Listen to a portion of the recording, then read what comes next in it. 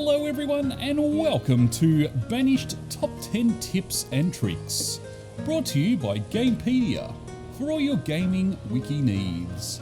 This is your host the Pixel Pirate, here to deliver all the tips you need to get started in a game of Banished. 1. When first starting out in a new town, your main priorities are going to be shelter, food and warmth. To that end, your best bet on survival is to build a forester, a woodcutter and a blacksmith, as well as 4 to 6 houses depending on your difficulty setting. Keep in mind though, this all needs to be done before your first winter, or you may face population death. 2. Generally speaking, it's best to keep your houses close to where your citizens work, so they don't have to travel far to rest. For example, if you build a hunting cabin away from your population, also place a house nearby so the hunter does not have to travel far to sleep. 3. Gatherers are your best method of getting food, generating up to 3,000 units of food per season. They also generate 4 types of food, keeping your residents happy with the variety available. 4. As your population increases, it is a good idea to keep a pool of labourers on board, as putting all your population into specialist fields can bite you later on in the game. The last thing you need is your blacksmith to die and not have anyone to replace him.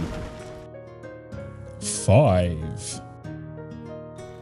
Hunters are a good source of leather for clothing if you do not have cows or sheep yet. Leather can be used to make clothes for your population, making sure they have the edge they need to survive the cold bite of winter. 6. If you find your population stagnating, building a house or two will give it the boost it needs. Be careful though, as building too many houses can result in a population explosion and more mouths to feed and keep warm, putting a strain on your current resources. 7.